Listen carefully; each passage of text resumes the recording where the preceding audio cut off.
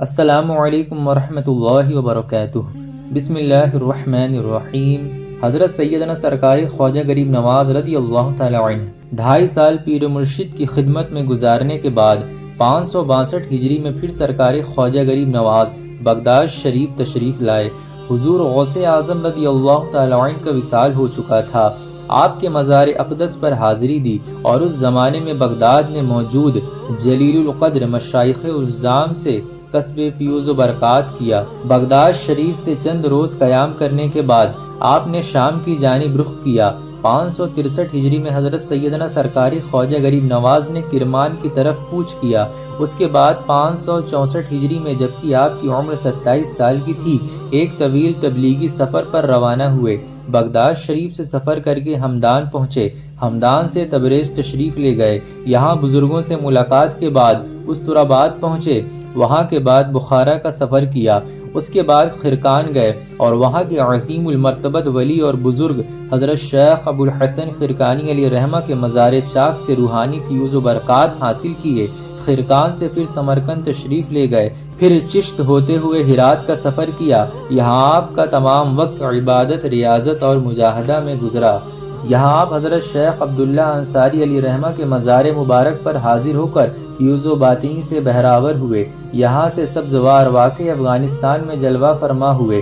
کچھ روز قیام کرنے کے بعد ہندوستان کے لیے روانہ ہو گئے اور ملتان تشریف لائے۔ وہاں سے لاہور وارد ہوئے اور داتا گنج بخش حضرت شیخ علی ہجویری علیہ رحمہ کے مزار پاک پر اعتکاف کیا اور فیضیاب ہونے کے بعد 90 لاکھ مسلمان کرنے والے سرکار خواجہ غریب نواز رضی اللہ تعالی عنہ کی زبان پاک پر بے اختیار یہ شعر جاری ہو گیا جو آج بھی مزار مقدس پر لکھا ہوا ہے: گنج بخشے فیض عالم مظہر نور خدا، نا کسارا پیر کامل کاملارا رہنما۔ حضرت خواجہ غریب نواز حضرت داتا صاحب کے مزار پر معتکف رہے۔ آپ کا حجرہ اعتکاف اب تک اندرونی احاطہ مزار موجود ہے۔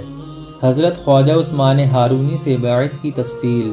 سلسلہ چشتیہ کے مشائخ میں دوبارہ بیعت کا طریقہ رائج تھا، چنانچہ حضرت خواجہ غریب نواز نے حضرت خواجہ عثمان ہارونی سے ان کے وطن ہارون میں پہلی بیعت کا شرف حاصل کیا تھا۔ اس کے بعد پیر مرشد آپ سے حد درجہ محبت فرمانے لگے تھے۔ یہ اسی محبت کا نتیجہ تھا کہ حضرت خواجہ عثمان ہارونی علیہ رحمہ خواجہ غریب نواز کو شرف ملاقات بخشنے اور اپنے فیوز و برکات سے مالا مال کرنے کے لیے بغداد شریف تشریف لے گئے اور اس کے لیے ایک طویل سفر کی صحبتیں برداشت کی۔ ادھر پیر مرشد کی آمد کی خبر سن کر حضرت خواجہ غریب نواز بھی بغداد شریف حاضر ہوئے اور پیر مرشد سے بیعت ثانی کا شرف حاصل کیا۔ اس بیعت کی تفصیل خود سرکار خواجہ غریب نواز نے اپنی کتاب انیس الارواح میں ان الفاظ میں بیان فرمائی ہے کہ آپ تحریر فرماتے ہیں کہ مسلمانوں کا یہ دعا گو معین الدین حسن بغداد شریف خواجہ جنید کی مسجد میں حضرت خواجہ عثمان ہارونی کی قدم بوسی کی دولت سے مشرف ہوا۔ جب اس درویش نے سر نیاز زمین پر رکھا تو پیر مرشد نے ارشاد فرمایا کہ 2 رکعت نماز ادا کرو۔ میں نے نماز ادا کی، پھر قبلہ رو بیٹھ، میں بیٹھ گیا۔ حکم ہوا کہ سورہ بقرہ پڑھ، میں نے پڑھی۔ فرمان ہوا کہ 21 بار درود شریف پڑھ، میں نے پڑھا۔ حضرت نے آسمان کی جانب نگاہ اٹھائی اور فقیر کا ہاتھ پکڑ کر فرمایا: ترا با خدا رسانیدم و مقبول حضرت او گردانیدم، یعنی میں نے تجھ کو خدا تک پہنچایا اور اس کی بارگاہ کا مقبول بنایا۔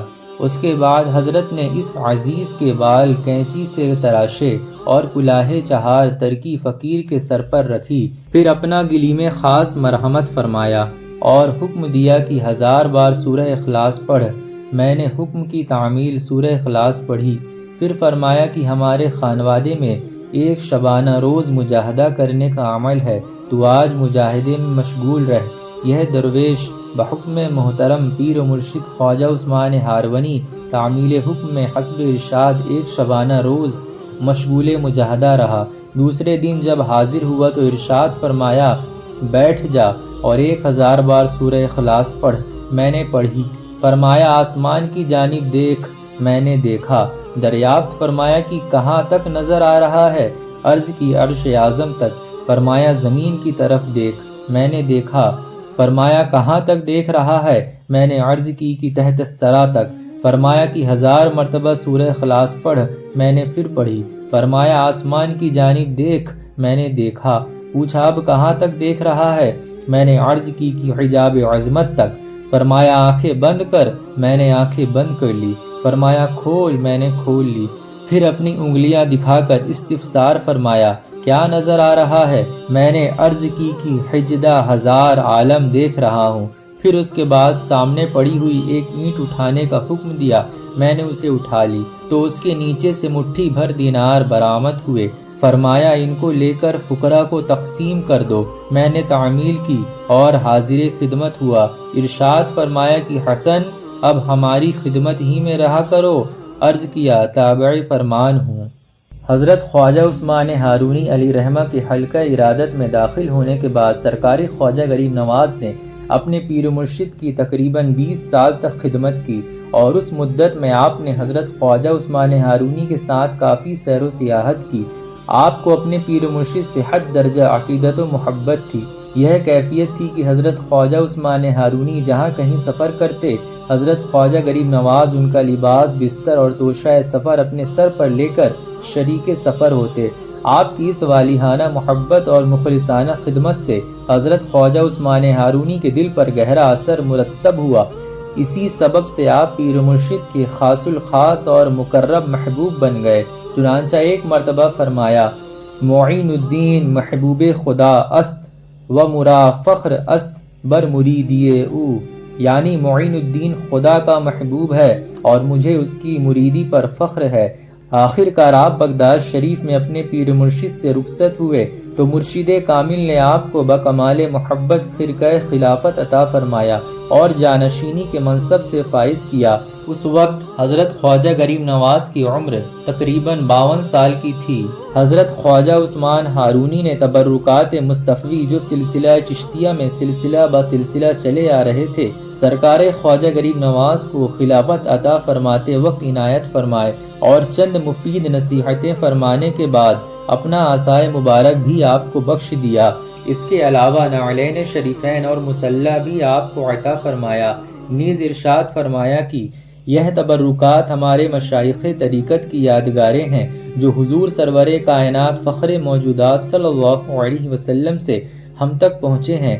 ان کو اس طرح اپنے پاس رکھنا جس طرح ہم نے رکھا، اور اسی کو یہ یادگاریں دینا جس کو تم اس کا اہل پاؤ، اور جو کچھ ہم نے تم کو بتایا اس پر عمل کرنا تاکہ قیامت کے دن شرمندگی نہ ہو۔ خلق سے طمع نہ رکھنا، آبادی سے دور رہنا اور کسی سے کچھ طلب نہ کرنا۔ انیس الارواح صفحہ نمبر 34 بحوالہ بزم صوفیہ صفحہ نمبر 53۔